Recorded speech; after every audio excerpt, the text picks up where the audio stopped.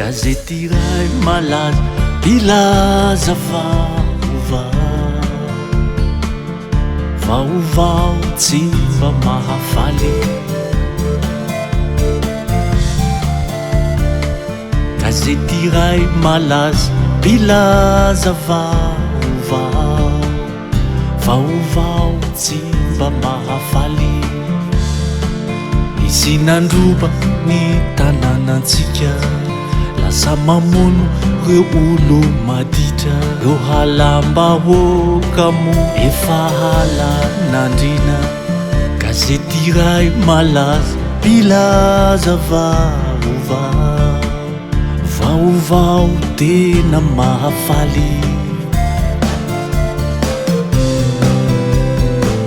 Gazety iray malaza mpilaza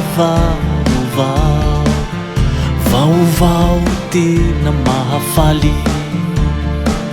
Mandeha an-tsekoly ny kilonga, mandray andraikitra ny tanora, mamorona azy mitady vola, mitoekarena miarin-doha. Gazety iray malaza mpilaza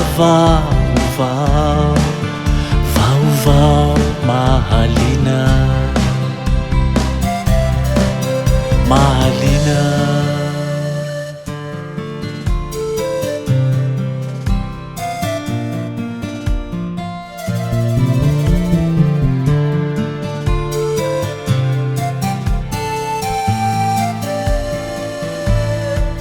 Gazety iray malaza mpilaza vaovao tsy mba mahafaly. Gazety iray malaza mpilaza vaovao tsy mba mahafaly.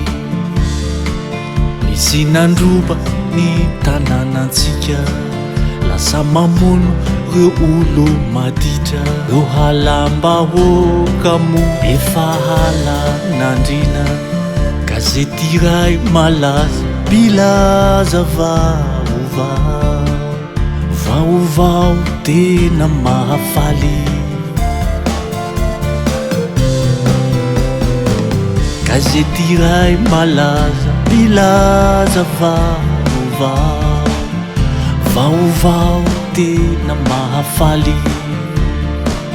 Mandeha an-tsekoly ny kilonga, mandray andraikitra ny tanora, mamorona azy mitady vola, mitoekarena miarin-doha.